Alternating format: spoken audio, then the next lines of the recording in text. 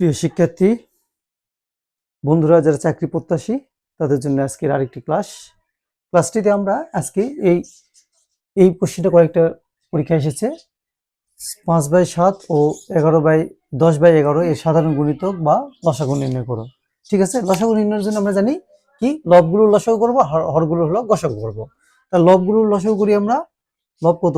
5 এবং 10 এর লসাগু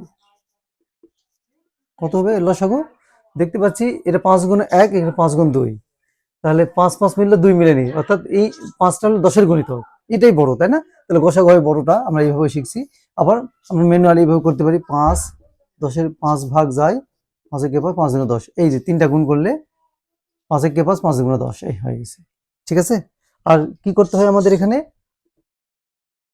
আরেকটা হচ্ছে লবগুলো কি করতে হবে? হরগুলোর গসাগু করবো।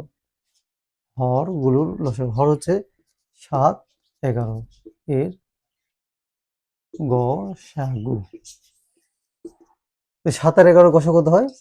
যেহেতু দুটো মৌলিক সংখ্যা, এক ছাড়া এদের মধ্যে কোনো উৎপাদক নাই, অতএব এক। তাহলে আমাদের লসাগুটা কি হলো? ওই ভগ্নাংশ দুটার লসাগু হবে।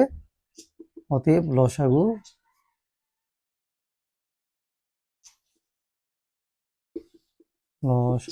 সমান সমান হলো লবগুলো কি হবে? লসাগু, লবগুলোর লসাগু হলো 10 আর হরগুলোর গসাগু হচ্ছে 1, সমান সমান 10।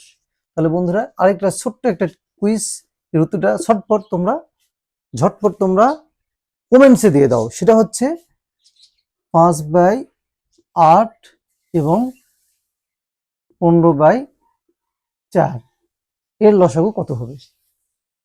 ঠিক আছে, ধন্যবাদ।